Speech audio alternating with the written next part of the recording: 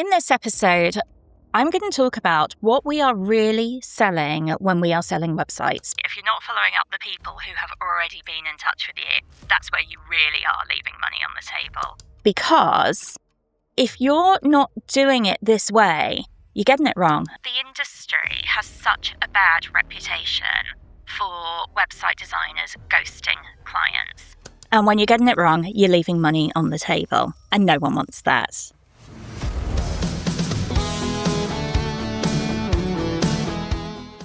Hi, and welcome to another episode of Websites Made Simple with me, Holly Christie. I'm a website designer. I'm a website designer's mentor, and I have this podcast to help you have a brilliant web design career without burning out in the process.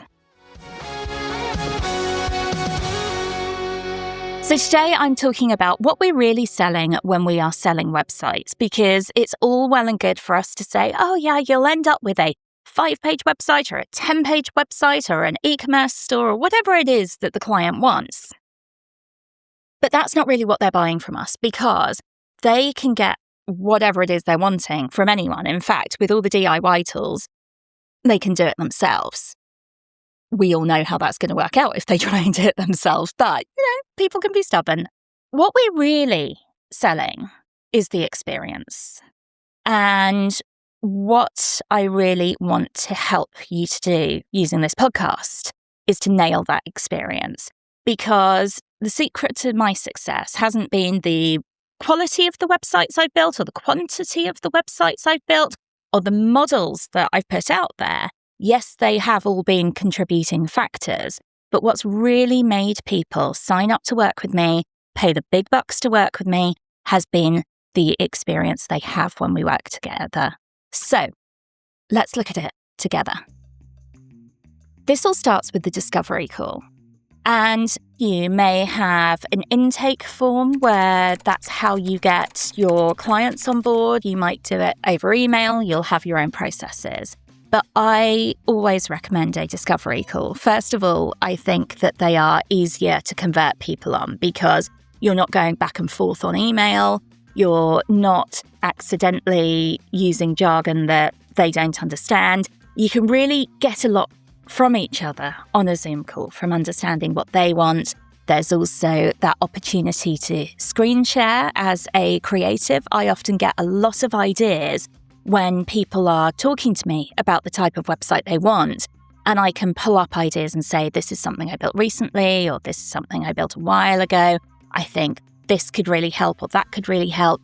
It also means that people can say, oh, I really like this website, and they can share their screen and show you what they like. And it makes it so much easier for people to invest in working with you, to have confidence in working with you, and to have an understanding of what their end product is going to be.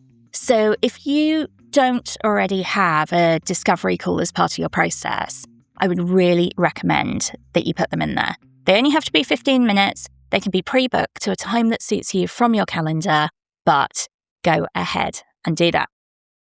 So the next thing I want to look at is the follow-up from that discovery call, because in the creative industry, we're not known for our admin prowess. Now, I will say I am known for being good at admin. But one of the things that I'm not always on my game with is the follow-up on the calls. And seriously, if you're not following up the people who have already been in touch with you, that's where you really are leaving money on the table, because people get busy, people lose your details, people rely on you to contact them. And often, people will make the decision, particularly if they are at the point where they are ready to buy. And hopefully you've listened to other episodes of this podcast and you've been building your personal brand and you know a bit about your marketing and you've got your processes in place. And so hopefully by the time people come onto that discovery call, they are 80% of the way there. Those people are going to make their decision about whether they work with you or not very quickly after that call. In fact, there is some research that I was told that people make the swiftest decisions within 15 minutes of that call. So you want to be able to get in there with your follow-up. And that will be an email that summarizes what you discussed on the call or what they're looking for, what your services are, how much it's going to cost, and you need to get that out to them. I like to have a template written for this already, which is called like your website journey and the next steps. And it has the main body of the email is already written. So all I need to do is come off that call, write in the type of website that the person's looking for, anything like specific that we've discussed, the price, and I can get that email straight off to them. And that really does make a difference because it doesn't break my workflow because I'm already in that discovery call kind of time slot, if you will. It also means that I can just tick that as another done from the list. I have a group mentoring program called Sparks Group Mentoring. We meet, it's for website designers, developers, and SEO specialists and copywriters. We meet every Wednesday between 1 and 2 o'clock. Always comes up in the group when we're talking about web design, running our business and our processes, the automated processes that we can put in place. And the follow-up is one of those that we can do as well. And we can take that further to send a follow-up after 3 days, after 5 days, after 7 days, whatever feels right for you.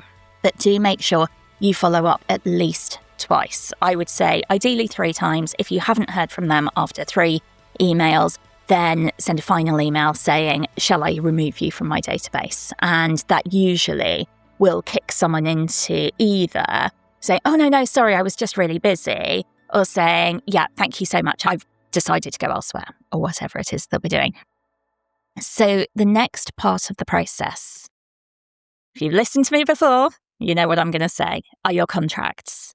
Because it is so important, and so many website designers don't have the proper contracts which protect them or protect their clients. And by protecting them, we're talking about things like licensing. You'd be really surprised how many clients will take photos from a website or a stock photo site or from a supplier's site without checking whether they have the right licensing for it. If you're looking to just get the website built, you may think, oh yeah, the photos are in, that's brilliant, off we go. You could end up being sued by whoever owns those photos because you've used them without a license. I've known this happen to agencies. I knew an agency that was shut down because of it, because they couldn't afford to pay for all of the website projects where they'd used photos without the correct licenses. So you need a contract that's going to cover you and cover your clients. If you don't have a contract, go to websitesmadesimple.co.uk. You will find my website designer's contract pack on there. It has absolutely every contract which is UK law compliant, and it will make sure that you are covered and you are protected for the entire process of the website build and working with the client. And that includes the contracts for actually building the website. It includes the terms of service, which goes into things like licensing for fonts and for images, when payments are made and what happens if a client ghosts you. It also has working with associates contracts, and it has hosting agreement contracts as well. So if you don't have all of these things in place, that is your one-stop shop where you can go and get these contracts for a one-off price. They're white label ones, so you can put your own branding on and you will be protected and sorted straight away. But do make sure you've got good contracts in place. Make sure you do not start building a website without the contracts in place as well. And having really robust and fair contracts, you don't want to absolutely screw your client over here, will also show your client that you are a really professional setup, and it will give them confidence in working with you.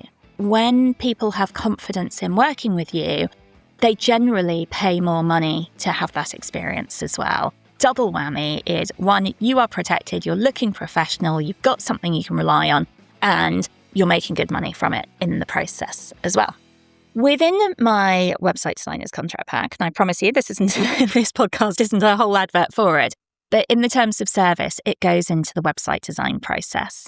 Now, we will all have our different processes. Mine uses my website designer's onboarding pack as well, which kind of goes with the contract pack, to help clients to submit information to me. So it's got a booklet, an editable booklet that the client can submit their website content in. It tells them what images to send, how to check for licenses. how to send them. It's got absolutely everything there. So when someone signs up with me, we agree a start date. I send them the onboarding pack. I agree a date that they'll send that back to me. I do have a check-in process as well to make sure they're all okay with it. And then back it comes. There's a brilliant website designer called Kane Mitchell. He is part of my Sparks group mentoring program. He has a brilliant way of doing it. He starts with a 2-hour call with the client, and he gets the content from them on that call. He also uses AI to help them along. It's a brilliant, brilliant process. And it means that his client just has to show up for the call and they don't have to do all the work behind the scenes of, gathering this and gathering that. So I'm certainly not going to tell you how to do your process. There's so many different ways to do it, but make sure you have a really robust process in place. For me, that is making sure that my clients hear from me at set times. Even if I don't have an update for them, I will still message them on that time and say, there isn't an update this week because I'm right in the middle of all of this with your project, but next week, we'll be back on track. It really helps. The industry has such a bad reputation for website designers ghosting clients. It's really hard because the client just feels so powerless. I always want the experience of working with me to feel like a collaborative one. That can't happen if I don't contact the client, if I'm just head down in the work. I have a process of how many weeks a website is built over for custom builds. This is generally 6 weeks to the first draft. And then I will contact them every week with a video update, which will be kind of 3 to 4 minutes long. It just walks them through the progress that's been made on the website. It invites their feedback, it invites their opinion, but it also explains to them what I've done and why. So I might say, I've used this colour for this. I really liked that sentence, so I pulled it into a heading and moved it here. I've put this image here because of this, because I feel it does that. And what I found was the more that I explained what I had done and how I had done it, the more on board clients got with it, and then the less edits I had to make to the website afterwards, as opposed to the very, very old days where I would just go away, build a website to first draft, and then send it off to them and then get a list of 56 changes. This process was a lot smoother, and the clients have all come back and said they really love the process because they love feeling involved. They like seeing the week by week progress of it, and they feel that they've had a real input within their website as well. And it does mean also if they suggest something that doesn't feel right, I can come back to them and say, I don't think that's going to work. And I can either show them why it won't work, or I can explain it to them. But either way, it usually has a really good experience for both of us. If you're a website designer or developer who's looking to strengthen your community, get expert advice, and not have it take up all your time, I've got the solution for you. My Sparks program is a weekly group mentoring call for people working directly in the web design space, where you'll get advice, support, and collaborate with other designers.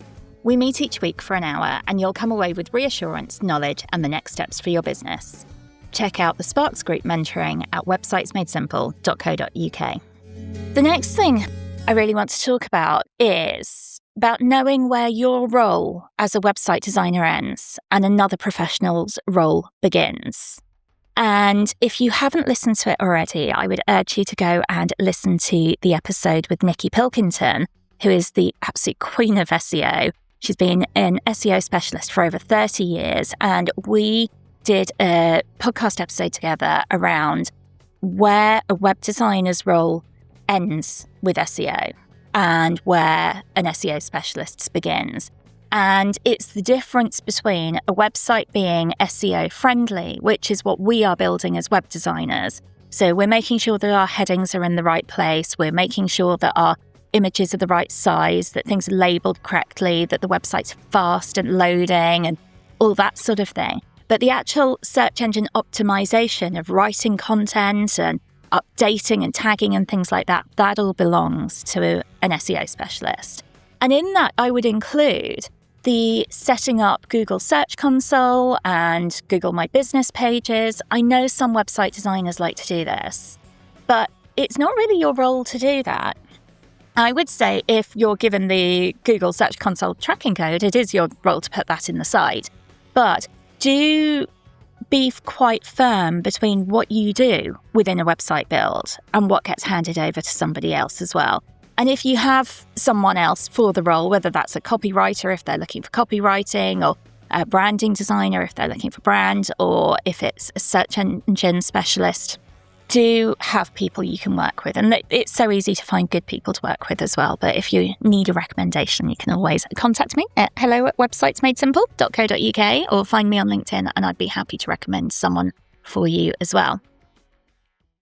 Next, decide what your aftercare is going to look like. Some people like to book in like a 2-hour training slot over Zoom with their clients, and they say they'll teach them everything, they'll record the session. This isn't my favourite way of doing it because I think that people get quite overwhelmed by tech. I mean, bear in mind, if you don't work within websites, it's not something you're going to be massively familiar with. And it then means that they will have to keep going back and watching this 2-hour video to try and find the spot where they learn how to change some text or do this or that.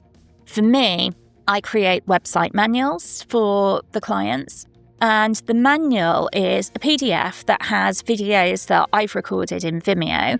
A lot of them are standard. This is how you change text on your website. This is how you upload an image to your website. This is how you add to the menu or change this or that. And then there will be a couple of videos, one which I always just call Welcome to Your Website, that walks you around the structure of the website, where everything is, which plugins are on there, that sort of thing. And then I send this off to the client at the end of the build, and it also has things like how to log in and that sort of thing. It means that they always have a working document of how to use their website. It also means that if they want to get a VA to update their website, they can send this document to the VA, and it's just really useful for all involved. Because I have a standardized PDF, which I have built in Canvas, so I can just copy it each time and change that welcome video and the information on the front page, it doesn't take a lot of time for me to create, but it is absolutely invaluable for my clients as well. So do make sure you're not just sending them off the website with a login and wishing them Godspeed, which I know we have all done, especially in the early days, but it's not how we do it anymore.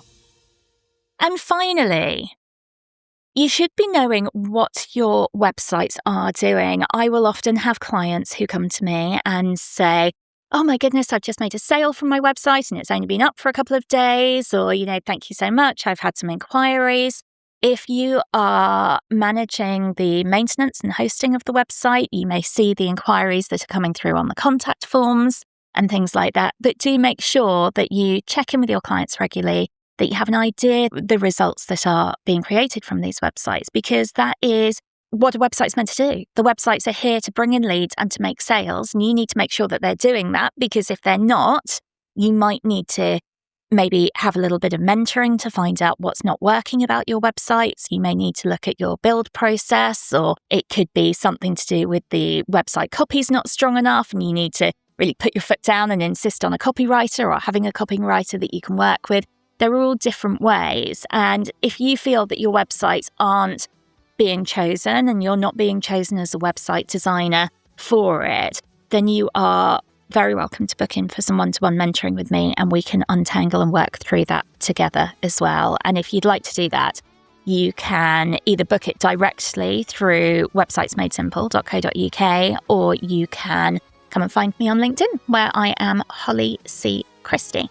I would love to hear from you and to hear what you are going to implement or what gap you've found that's not sat quite right but is now. You can contact me on LinkedIn at Holly C. Christie. You can email me at hello@websitesmadesimple.co.uk.